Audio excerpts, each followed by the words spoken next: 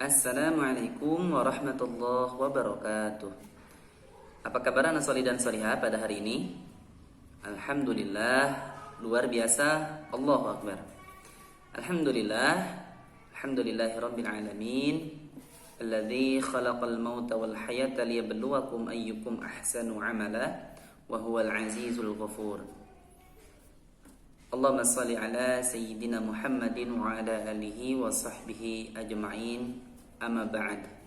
Alhamdulillah, pada hari ini kita bisa bertatap muka kembali dalam aktivitas pembelajaran mata pelajaran geografi. Salawat dan salam tak lupa kita sanjung agungkan kepada Nabi kita yang mulia, Nabi Allah Muhammad sallallahu alaihi wasallam. Allahumma shalli ala sayyidina Muhammad wa ala ali Muhammad. Baik, seperti biasa kita awali terlebih dahulu dengan membaca doa. A'udzu billahi minasy syaithanir rajim. Bismillahirrahmanirrahim. Allahumma anfa'na bima 'allamtana wa 'allimna ma yanfa'una wa zidna 'ilman nafi'a. Rabbi zidna 'ilma warzuqna fahma birahmatika ya arhamar rahimin. Amin ya rabbal alamin. Berikutnya adalah membacakan dalil.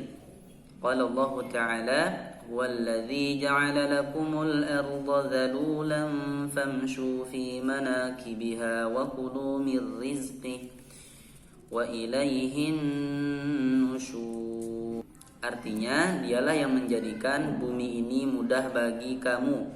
Maka berjalanlah kalian di segala penjurunya dan makanlah dari sebagian rezekinya. Dan hanya kepadanya lah kamu kembali setelah dibangkitkan. Quran Surat Al-Mulk ayat 15. Baik anak yang salih dan salihah, pada kesempatan hari ini kita akan melanjutkan materi kita dari pembahasan sebelumnya. Ya, sebagaimana yang sudah kita pelajari pada materi sebelumnya, kita sudah mempelajari tentang bentang alam yang ada di negara kita, yaitu Indonesia. Nah, bagaimana? Apakah antum sudah memahami dari materi yang saya sampaikan kemarin? Ya, ada beberapa tugas sebenarnya yang Ustadz berikan, namun dari semua siswa yang ada di kelas 5, hanya satu siswa yang merespon permintaan Ustadz atau tugas Ustadz yang Ustadz berikan, yaitu untuk Kak Fia. Iya, ya untuk Kak Fia. Di kelas 5 alhamdulillah sudah mengumpulkan tugas ke Ustadz ya, dari materi yang Ustadz berikan kemarin. Barakallah, semoga menjadi ilmu yang bermanfaat. Nah, untuk yang belum mengumpulkan silahkan dibuat, dikerjakan tugas yang Ustadz berikan dan dikumpulkan kepada Ustadz. Baik, kita akan masuk kepada materi hari ini, yaitu tentang sumber daya alam. Ya, sebagaimana yang telah disampaikan oleh Allah Subhanahu wa taala di dalam Al-Qur'an, bahwa dialah yang menjadikan bumi ini mudah bagi kita. Maka berjalanlah kita di segala penjuru dunia ini dan makanlah dari sebagian rezekinya, dan hanya kepadanya lah kita akan kembali setelah dibangkitkan. Nah, kita akan membahas apa saja rezeki yang Allah berikan kepada manusia yang terdapat di alam dunia ini, di bumi ini, yang bisa dimanfaatkan dan dijadikan sebagai sarana untuk memenuhi kebutuhan kehidupan makhluk hidup, yaitu manusia. Nah, jadi apa itu sumber daya alam? Nah, sumber daya alam adalah semua bahan yang tersedia di alam yang diciptakan oleh Allah Subhanahu wa taala dan ditemukan oleh manusia yang dapat dimanfaatkan, digunakan untuk kepentingan hidup manusia. Itu yang dinamakan dengan sumber daya alam. Artinya segala sesuatu yang tersedia di alam atau di dunia, yang mana itu kemudian bisa digunakan, dimanfaatkan untuk memenuhi kebutuhan kehidupan manusia. Sumber daya alam sangat penting bagi kehidupan manusia untuk memenuhi kebutuhan hidup manusia. Sumber daya alam itu dikelompokkan kepada beberapa pengelompokan. Ya. Sumber daya alam berdasarkan asalnya itu dibedakan menjadi dua, yaitu sumber daya alam organik atau biotik. Yang kedua, sumber daya alam anorganik atau abiotik. Sumber daya alam organik atau biotik adalah sumber daya alam yang berasal dari makhluk hidup seperti tumbuhan dan hewan. Meskipun dalam prosesnya sumber daya alam organik ini sudah mengalami perubahan wujud. Contoh dari sumber daya alam organik adalah seperti karet untuk pembuatan ban dan berbagai macam peralatan, kayu untuk bahan bangunan, batu bara yang berasal dari tumbuhan dan kemudian berubah menjadi batu, dan minyak bumi yang berasal dari plankton. Nah, itulah sumber daya alam organik, yang mana asal muasalnya adalah berasal dari tumbuhan dan hewan. Berikutnya adalah sumber daya alam anorganik atau abiotik. Sumber daya alam anorganik adalah sumber daya alam yang asalnya bukan dari makhluk hidup, tetapi makhluk mati atau benda mati, seperti batu-batuan, tanah, gas, dan air. Contoh dari sumber daya alam anorganik adalah marmer, timah, bauksit, besi, dan gas alam. Kemudian selanjutnya adalah sumber daya alam berdasarkan sifat kelestariannya. Itu juga dibedakan menjadi dua. Yang pertama, sumber daya alam yang dapat diperbaharui atau sumber daya alam terbarukan.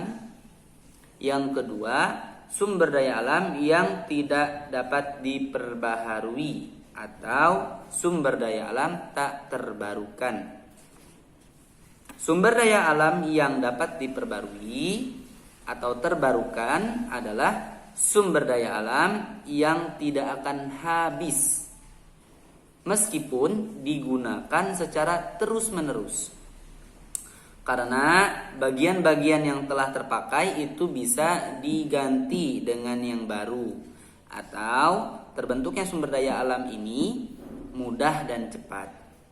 Contoh dari sumber daya alam yang dapat diperbarui atau terbarukan itu seperti udara, angin, air, sinar matahari, tumbuh-tumbuhan, dan hewan.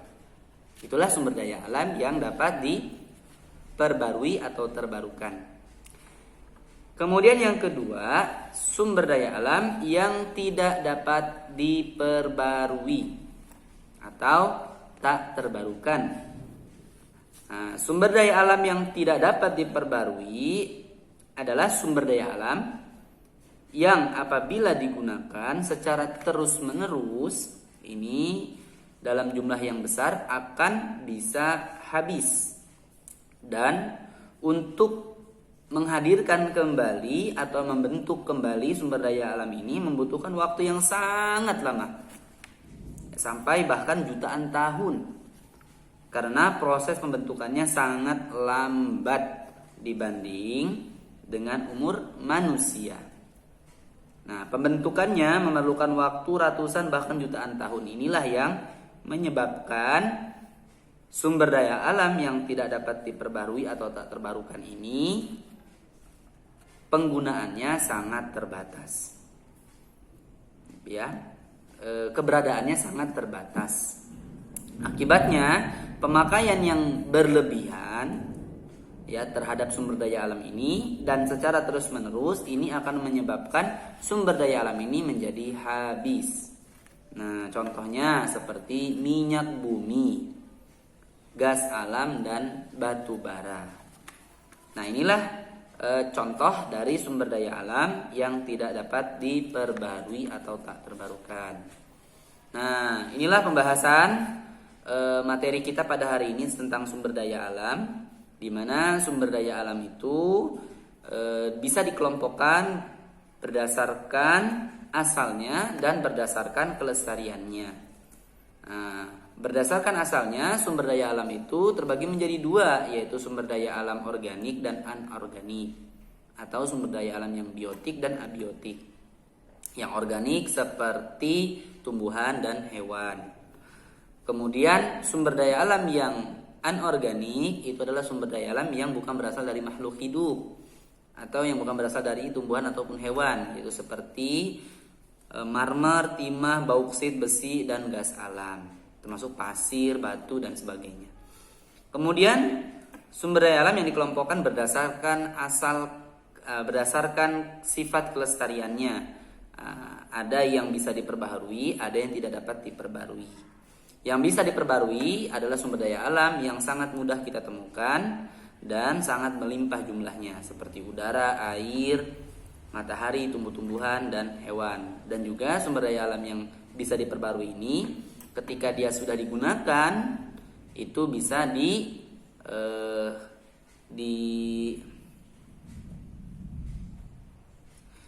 ketika sudah digunakan, itu bisa diganti dengan yang baru. Ya, yang mana penggunaannya ini bisa berlangsung sangat lama.